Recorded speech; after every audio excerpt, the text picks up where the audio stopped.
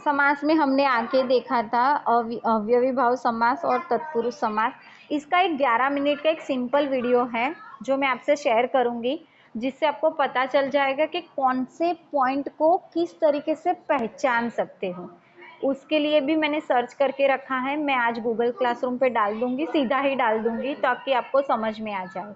और साथ साथ में अभी जितना भी क्लास में पढ़ा रही हूँ वो भी मैं आपको शेयर कर दूंगी, ठीक है।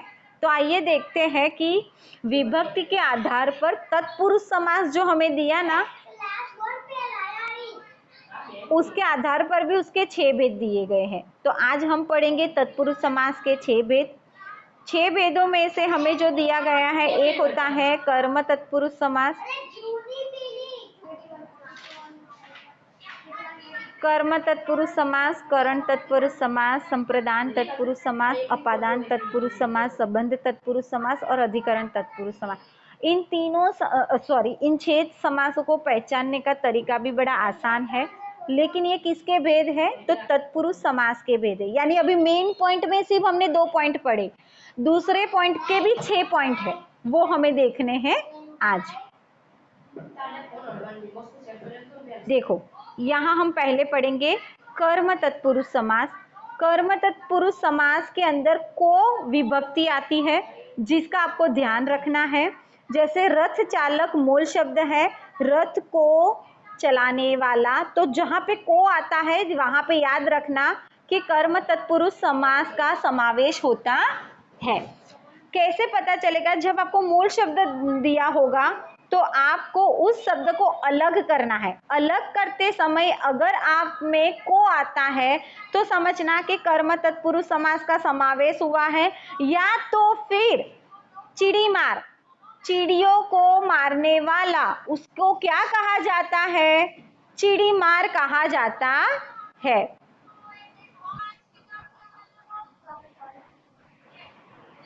चिड़ियों को मारने वाला शब्द आपको दिया है, तो को यहाँ पे विभक्ति है, वो कर्म तत्पुरुष समास का कहलाएगा। जबकि आपको उस वक्त शब्द बनाना है चिड़ी को मारने वाला, उसे क्या कहते हैं? तो चिड़ी मार। माखन को चुराने वाला, माखन चोर, ठीक है, उसको को विभक्ति आई, यानी कर्म तत्पुरुष समास का समावेश हुआ। 1 मिनट रुक जाओ।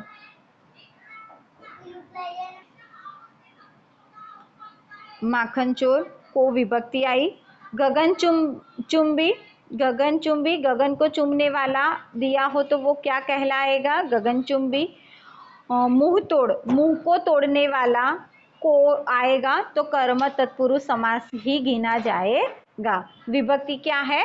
को। तो कोई भी शब्द में जब आप उसको अलग करते हो या अलग किया हुआ देते हैं और उसमें विभक्ति को होती है तो कर्म तत्पुरुष में उसका समावेश होता है।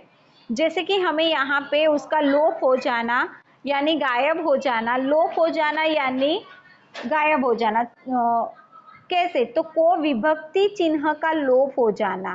को विभक्ति है, को विभक्ति है, उसका लोप हो जाता है, तब वो कर्म तत्पुरुष समास कहा जाता है।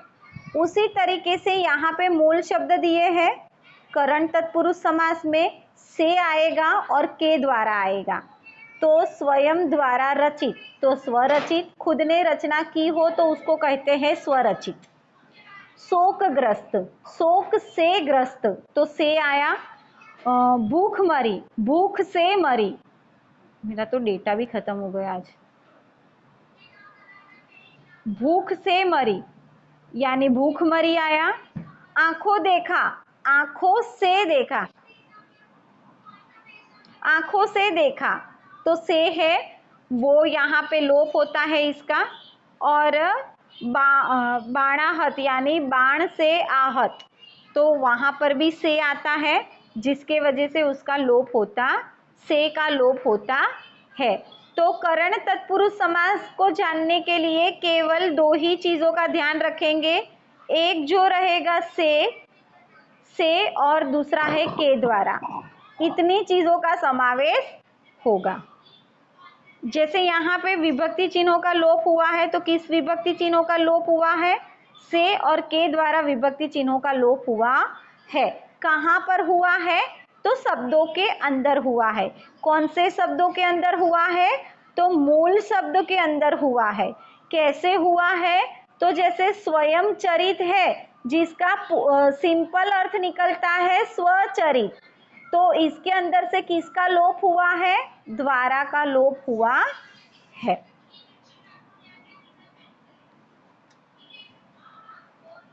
के द्वारा।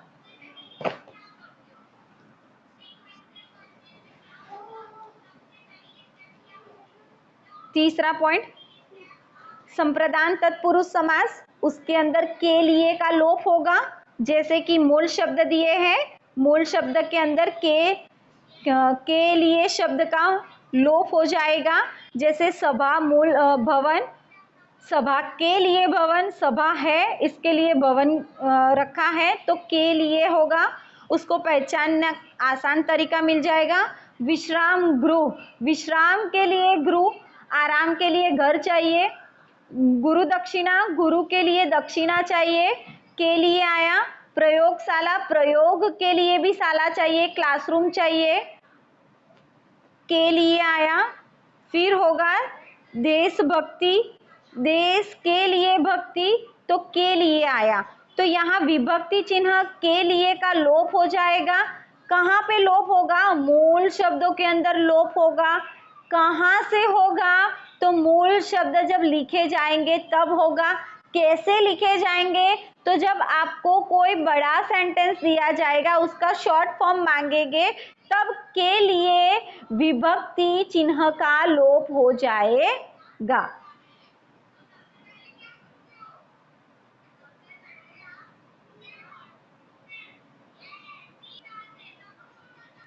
सेकेंड पेज, उसके बाद वाला पेज,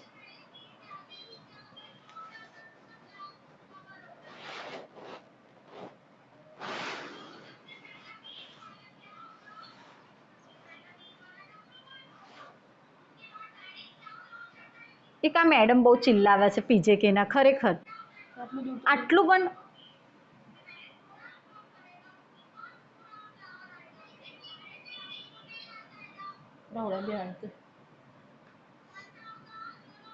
अपादान तत्पुरुष समास से का लोप हो जाना। कामचोर, काम से जी चुराने वाला, उसे कहा जाता है कामचोर।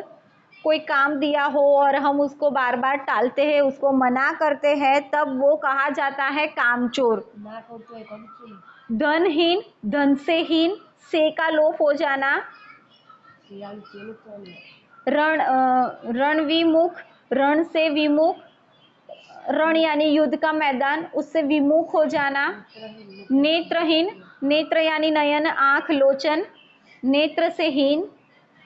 पथ भ्रष्ट, गलत रास्ते पे चले जाना, पथ भ्रष्ट कहा जाता है। पथ यानी रास्ता, भ्रष्ट यानी भ्रष्टाचार यानी गलत चीजें करना। पद च्युत यानी पद से उच्युत, आपका पद जो है, आप कौन से पद पे पहुंच चुके हो, उससे उचित स्थान पे जाना।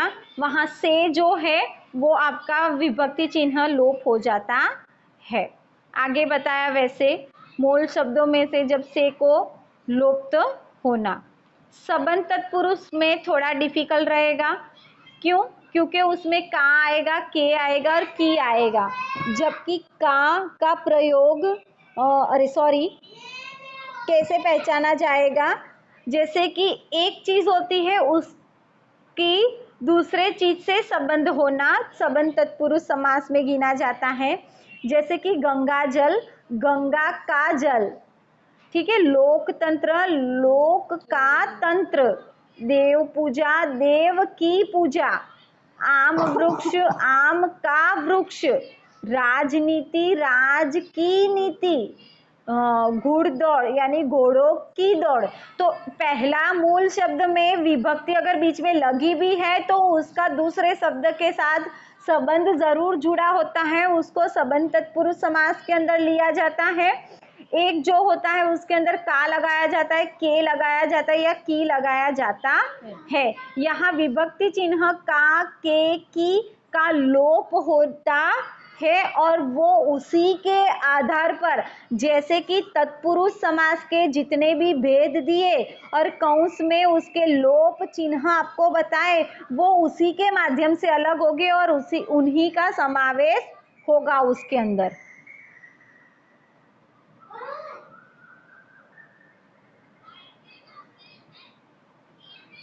अधिकरण तत्पुरुष समास, अधिकरण तत्पुरुष समास के अंदर,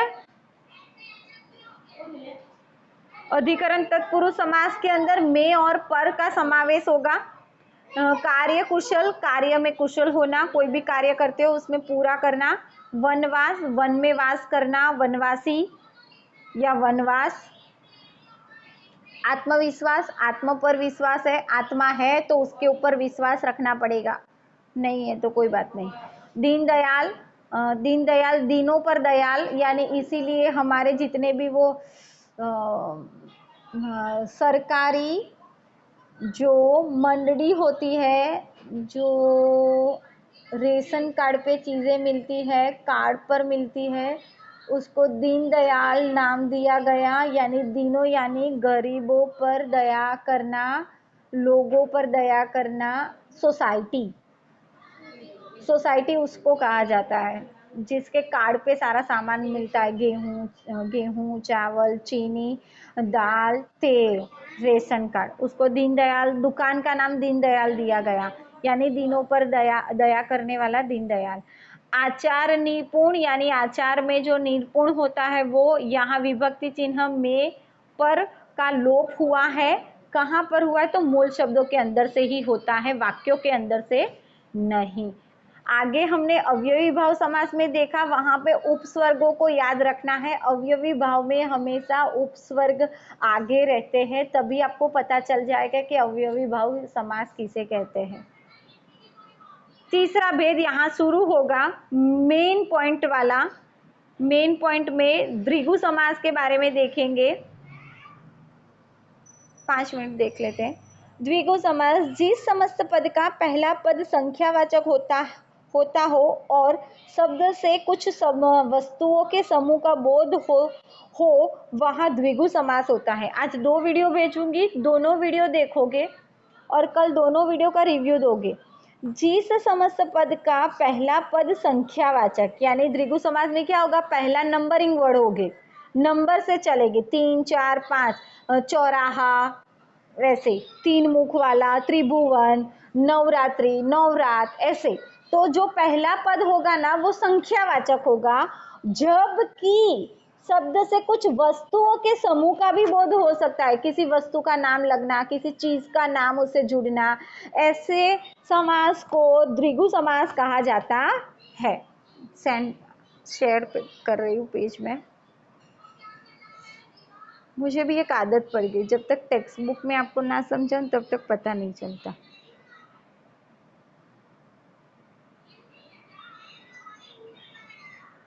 ओ भगवान, तुम लोगों से ज़्यादा मुझे टेंशन आया है कि सब कब ख़त्म करेंगे। और आधे बच्चों ने क्या किया है पता है? आपके टेस्ट जो है ना, टेस्ट 1, 2, 3, 4 और साथ में जितना भी लिसनिंग है, रीडिंग है, वो सब इंक्लूडेड है आपके एग्ज़ाम मार्क्स में। और क्लास टेस्ट 1 लिया था ना मैंने, उसमें काफ़ी बच्चों ने टेस्ट ही नहीं दिए। बोलो कहाँ से मार्क्स लाऊं? और एक बात बोलूं, चलो वो तो नहीं दिए तो कोई बात नहीं, दोबारा टेस्ट ले लेती मैं रिवीजन के तौर पर उन लोगों ने टेस्ट ही वहां से निकाल दिया हमारे बिटवीन अस पे से, ताकि मैं ले भी ना पाऊँ दोबारा। इनके समय के हिसाब से नहीं चलेंगे ना तो ये लोग सारी चीज़ें भी रिमूव करेंगे। एटलीस्ट आंसर की भी चले जाती है, अचीवमेंट टेस्ट भी चले जाते हैं अगर टाइम पे नहीं लिए तो। उतना डिफिकल्ट है इस बार। चलो एक चीज़ आज भेजूंगी, लास्ट में बता दी हूँ। यहाँ पे पहले ये देख लेते, थोड़ा ही देख लेते, ज़्यादा नहीं। ये अकेला पॉइंट, तीसरा पॉइंट देख लेते हैं, बाकी कल देखेंगे। यहाँ पे आपको दिया है द्विगु समास।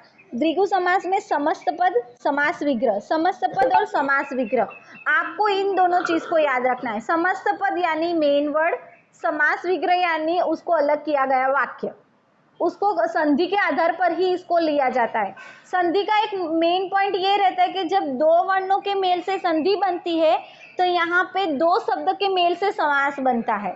इस चीज को याद रखना, दो वर्णों के मेल से संधि बनती है लेकिन दो शब्दों के मेल से समास बनता है। वहां वर्णों की बात होती है, यहाँ पे शब्दों की बात होती है। शब्दों और वर्ण में अलग अलग है, दोनों चीज अलग है। तो यहाँ पे आपको शब्दों को लेकर चलना है, वर्णों को लेकर नहीं। पॉइंट कोई भी हो, कोई भी समास का पॉइंट दिया हो, लेकिन शुरुआत शब्दों से ही होगी। फिर वो मूल शब्द या पहला पद हो या दूसरा पद हो, दोनों में शब्दों का ही समावेश होगा। संधि के जैसा वर्ण शब्द स्वर्ण शब्द नहीं आएंगे। समस्त पद में त्रिभुवन, तीन भुवनों का समारोह त्रिभुवन कहा जाता है। चौमासा, चार मासों का समूह चौमासा कहा जाता है। यानी हम कहे कि આપણે ચોમાસું આવ્યું तो लेकिन 4 महीने बारिश की सीजन रहती, वो तो आप सबको पता ही है कि सीजन कैसे बटी हुई है। लेकिन आज के इस जमाने में कोई इसका वो रहा ही नहीं है। बिन मौसम बरसात, बिन मौसम ठंड, बिन मौसम गर्मी चलती रहती है। नवरात, नवरात्रों का समूह। अट्ठन्नी, 8 आनों का समूह। चतुर्वेद, 4 वेदों का समारोह। षष्टकोण, 6 कोणों का समूह। तो इसको पहले आप देखोगे तो जैसे कि उन्होंने आगे हमें परिभाषा में बताया कि जिस समस्त पद का पहला पद, पहला पद, पहला पद, पहला पद, पहला पहला पहला पहला पद संख्यावाचक होता है। 3 number, 4 number, 9 number, 8 number, 4 number, 6 number, ठीक है, संख्यावाचक होता है। और शब्द से कुछ वस्तुओं के समूह का बोध होता है, किसी वस्तु का समूह, जैसे भवनों का, मासों का समूह, रात्रियों का समूह, आनों का यानी चवन्नी अट्ठन्नी जो आती थी उसको आने कहते हैं। वेदों का समारोह या कोणों, कोण यानी खूणा, तो हाँ उनको समूह का बोध होता है, उसको द्विगु समास कहते हैं। तो द्विगु समास के बारे में हमने आज जाना। इन पदों में पूर्व पद संख्या है, पहला पद, जबकि समस्त पद एक समूह का बोध करता है। उसका दूसरा जो पद जो है दूसरा, वो समूह का बोध कराता है, ग्रुपिज्म, ग्रुप बताता है। एक में नहीं है वो काउंटेबल, अनेक में है, इसीलिए हम समूह कहेंगे, उसको ग्रुप कहेंगे। उसका बोध कराता है, उसको द्विगु समास कहते है। द्वंद्व समास हम कल देखेंगे, मार्क्स दे देती हूँ मैं आपको।